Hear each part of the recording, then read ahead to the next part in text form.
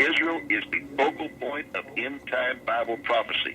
And to show you how close we are to the consummation of the age, there's four major prophecies concerning Israel. One, that God will regather them from the four corners of the earth, which he's done. Amen. Number two, he'll reestablish their nation. Did that in 1948. Number three, he'll put them back in the city of Jerusalem, which he did in 1967. And the last prophecy concerning Israel, he'll bring all the nations of the world against them over the issue of who's going to control Jerusalem. Boy. That's where we are. That's how close we are. And he says in the book of Joel that all those who get involved in the end times in dividing up the land of Israel will be dealt with by God.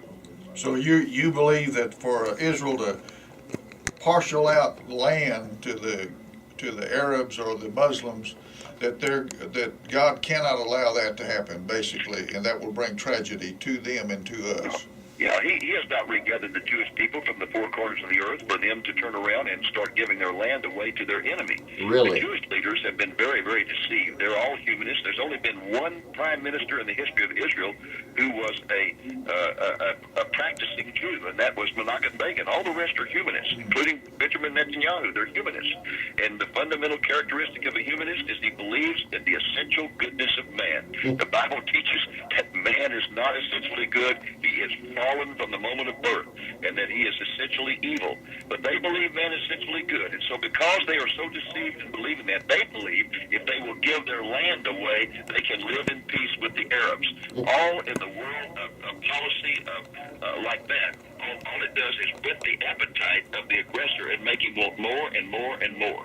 And so the Israelis are on a suicidal path right now that they're following, not only because they're deceived humanists, but because the United States, the United Nations, the European Union are all pressing them to give away more land, more land, more land, and they will have peace.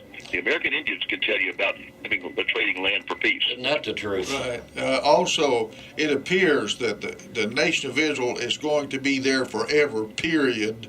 And Right. it's not going to be destroyed. But Iran now is developing an atomic bomb, and there must be some sort of protection from Israel, because Iran cannot, will not, God won't allow Jerusalem or Israel to be destroyed. So there's got to be some sort of protection for that, and it's going to last. Is that the way you see it?